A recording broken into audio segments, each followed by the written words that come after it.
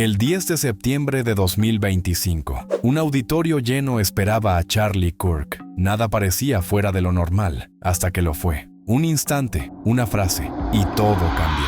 Pero antes de ese momento, antes de convertirse en un símbolo trágico de una era polarizada, Charlie Kirk ya había escrito su nombre en la historia política de Estados Unidos. Este no es un video cualquiera, no es un tributo ni una crítica, es un viaje, un recorrido por la vida de un joven que, sin título universitario, construyó una de las redes conservadoras más influyentes del país. ¿Cómo empezó todo? ¿Qué lo llevó a enfrentar universidades, redes sociales y medios de comunicación con tanta determinación? Quédate, porque lo que pasó aquella noche solo tiene sentido si conoces todo lo que ocurrió antes. El chico que dijo no a la universidad y sí al micrófono, mientras la mayoría soñaba con entrar a Harvard, él soñaba con crear algo que Harvard jamás aprobaría. Charlie Kirk no siguió el camino típico, no entró a la universidad, no obtuvo un título, no tuvo conexiones familiares en la política y, sin embargo, con solo 18 años, ya había comenzado a construir un imperio de ideas. Pero, ¿cómo?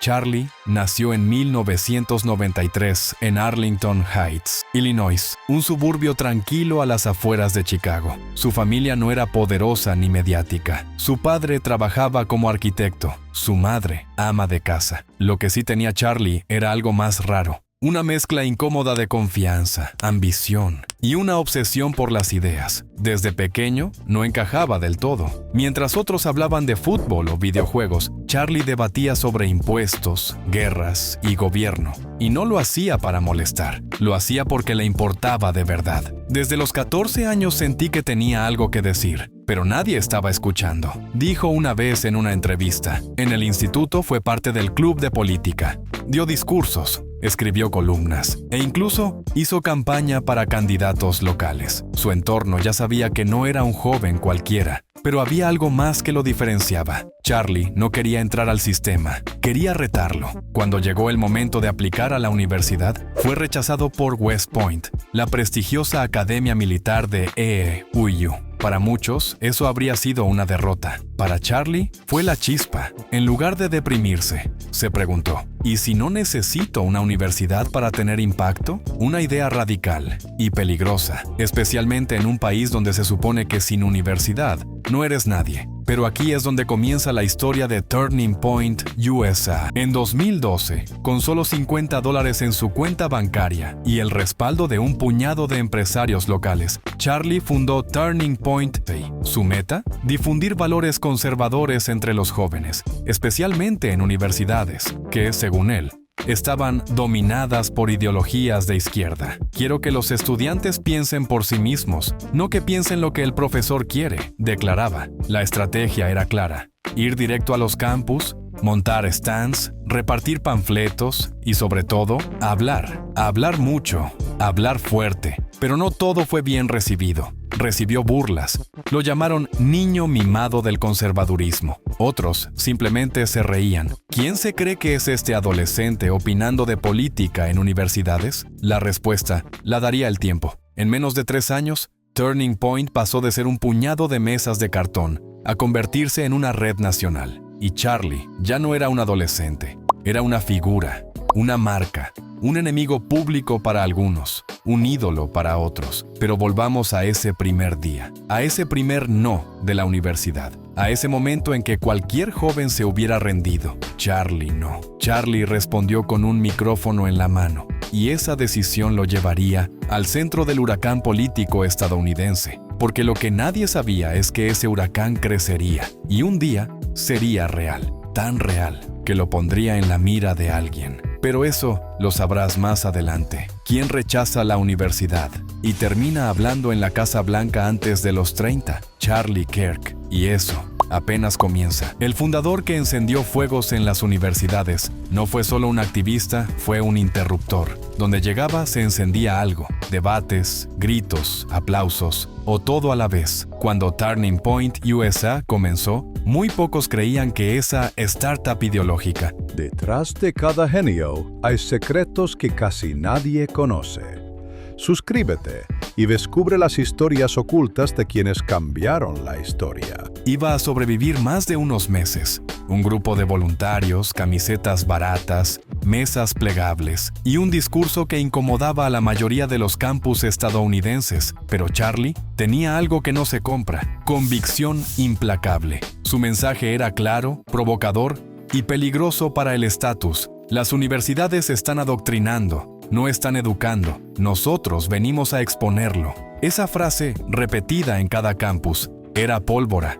Y él lo sabía. El método Kirk: cámaras, conflicto y conquista. Kirk no solo iba a hablar, iba a crear espectáculo. Cada enfrentamiento con un estudiante, cada interrupción de una charla, cada protesta en su contra, era grabado, editado y subido a sus redes. El resultado: millones de visualización, gente enfurecida compartiéndolo, gente que lo admiraba compartiéndolo más. Y así, poco a poco, Charlie transformó Turning Point USA en una máquina de visibilidad. Para 2018, la organización ya tenía presencia en más de 1,000 campus universitarios. Los jóvenes no son de izquierda, están siendo presionados para actuar como si lo fueran, declaraba ante auditorios llenos. La resistencia nace en las aulas. Pero cada vez que Turning Point USA llegaba a una universidad, llegaban también los carteles de "fascista no, bienvenido", las contraprotestas y los artículos de opinión en los periódicos estudiantiles. Algunos discursos de Charlie eran interrumpidos con abucheos, en otros tuvo que salir escoltado. En uno, incluso hubo amenazas de bomba. ¿Por qué tanta rabia hacia un joven con ideas? Porque Charlie no solo desafiaba a los estudiantes, desafiaba al sistema, profesores, directivos y la narrativa dominante. La red se expande. Mientras todo eso ocurría, donantes poderosos comenzaron a tomar nota. Millonarios conservadores vieron en Kirk a una estrella emergente. Apoyos financieros, invitaciones a círculos políticos, acceso a medios nacionales. En menos de 6 años, pasó de ser un chico con un megáfono a compartir escenario con Donald Trump, ser entrevistado por Fox News y ser escuchado por millones cada mes en su podcast. The Charlie Kirk Show se convirtió en uno de los podcasts conservadores más influyentes del país. ¿Genio o manipulador? Pero con la fama vinieron las dudas. Algunos lo veían como un genio de la estrategia política,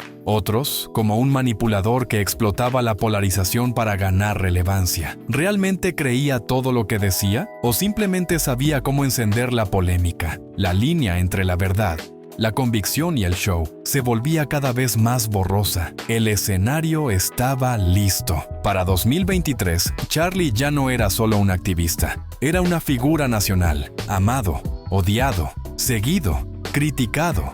Y eso, en un país tan dividido como Estados Unidos, es una posición peligrosa, porque mientras más alto llegas, más personas quieren derribarte. Y alguien lo intentaría, pero todavía no. Aún faltaba una pieza. El regreso a Utah, una conferencia, un mensaje, un escenario. La historia se acercaba a su clímax y Charlie lo intuía. No vine a complacer, vine a incomodar. Y si eso molesta, significa que estoy haciendo algo bien. ¿Qué fue lo que realmente dijo en su último evento? ¿Y quién estaba entre el público, esperando en silencio? Eso lo veremos en el próximo capítulo. Polémica y popularidad. Algunos construyen su fama con aplausos, otros con abucheos. Charlie Kirk lo hizo con ambos a medida que Turning Point USA crecía. Charlie Kirk dejó de ser solo el chico conservador de las universidades. Se convirtió en un imán de atención nacional. Sus clips virales enfrentando estudiantes, respondiendo con frases filosas,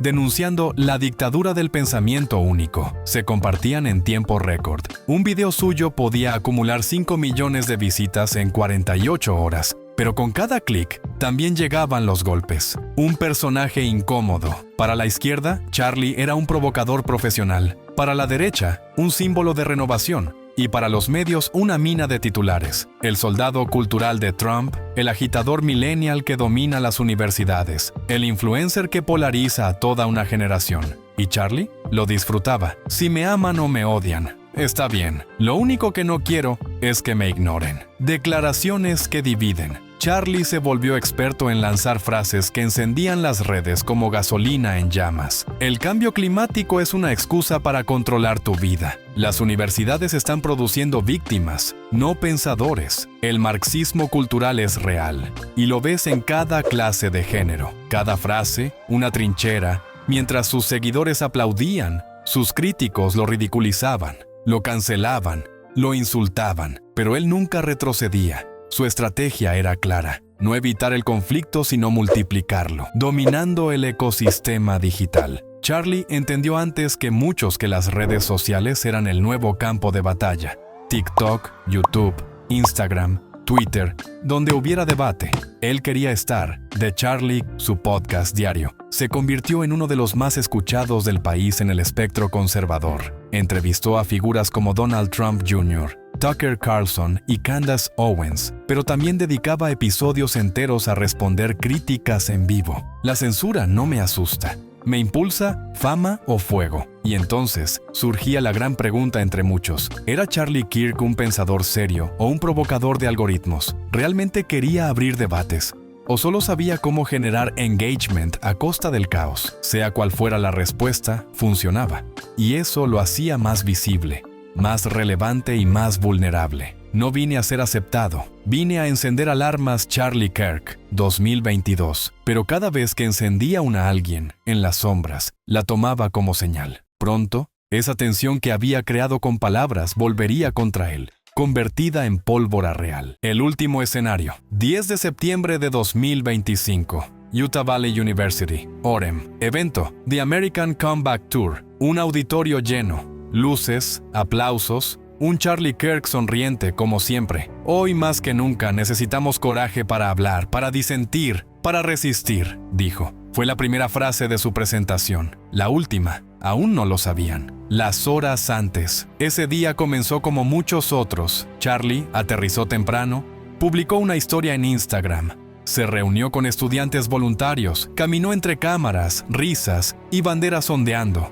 Lo acompañaban miembros de Turning Point USA, seguridad privada y su equipo de producción. Pero algo era distinto. Charlie parecía más enfocado, más serio que otras veces. Diría después un colaborador cercano. Fue su 10ª charla en 12 días, y según testigos, insistió personalmente en revisar su discurso, hacer ajustes, añadir algo, un párrafo final, un cierre que, según él, debía quedar grabado. El discurso. La presentación duró poco más de 45 minutos. Habló sobre libertad de expresión, sobre el miedo a opinar en los campus, sobre su generación y su futuro. Hubo risas, aplausos, incluso lágrimas, pero en los últimos 2 minutos, algo cambió. Su tono se volvió más lento, más pausado, más grave. Si algo me pasa, si alguna vez no estoy en el próximo evento, no lo olviden. Ustedes son el relevo. El público lo tomó como una metáfora, pero no lo era. El atentado.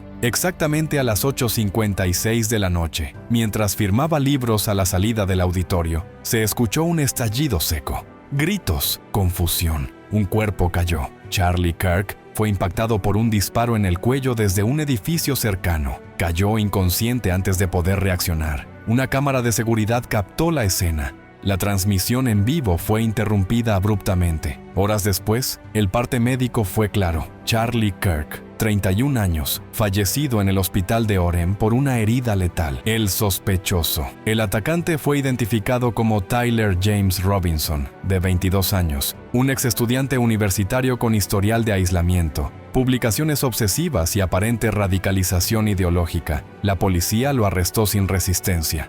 La investigación sigue abierta. El motivo exacto aún es debatido, pero las redes ya ardían con preguntas, teorías y homenajes. El legado inmediato. Miles se reunieron en vigilias improvisadas. Millones vieron en bucle su última frase. Medios de izquierda y derecha hablaron, por una vez, de lo mismo. Charlie Kirk, un activista que incendió el debate y terminó siendo víctima de su propia batalla. Tituló CNN. Un mártir de la libertad de expresión, dijo Fox News. Pero más allá de bandos, hubo una verdad innegable. Charlie murió como vivió, hablando fuerte. Y su último mensaje resonó más allá del micrófono. No importa si me escuchan hoy, lo que importa es que alguien escuche mañana, dijo. Su último discurso, grabado por múltiples cámaras, sería compartido más de 80 millones de veces en 72 horas. Legado y reflexión. Puedes estar de acuerdo con él o en total desacuerdo, pero ignorarlo era imposible. Charlie Kirk no fue un presidente, no fue un senador, ni siquiera terminó una carrera universitaria. Sin embargo, marcó a una generación, desde pasillos escolares hasta auditorios repletos, desde TikToks virales hasta debates nacionales, desde el anonimato hasta una muerte trágica que paralizó las redes. Su historia es un reflejo brutal de nuestro tiempo. Un tiempo donde la ideología divide más que une, donde las palabras, a veces, pesan más que los hechos, donde hablar fuerte puede significar no llegar al final del discurso. Charlie murió haciendo lo que más amaba, hablar en público, no con un adiós, sino con un "no olviden quiénes son". Para unos, fue un visionario, para otros, un provocador. Pero incluso en la muerte, continuó generando impacto. Miles de personas se congregaron en vigilias. Su último discurso se compartió como fuego. Sus ideas, sus frases, su tono, siguieron vivos. No me interesa ganar aplausos. Me interesa encender mentes. Última línea escrita en sus notas, no dicha. Entonces, ¿cuál fue su legado? No fue fundar una organización, no fue confrontar universidades, ni siquiera fue crear un podcast viral. Su legado fue abrir una grieta en la conversación, obligarnos a mirar, a discutir, a reaccionar. Y quizás ese fue su propósito desde el principio, porque detrás del micrófono, detrás de las polémicas, detrás de las luces y las sombras, había un joven que simplemente no quería quedarse callado. Charlie Kirk, 1993-2025. Algunos viven para ser recordados, otros, simplemente, no aceptan ser olvidados.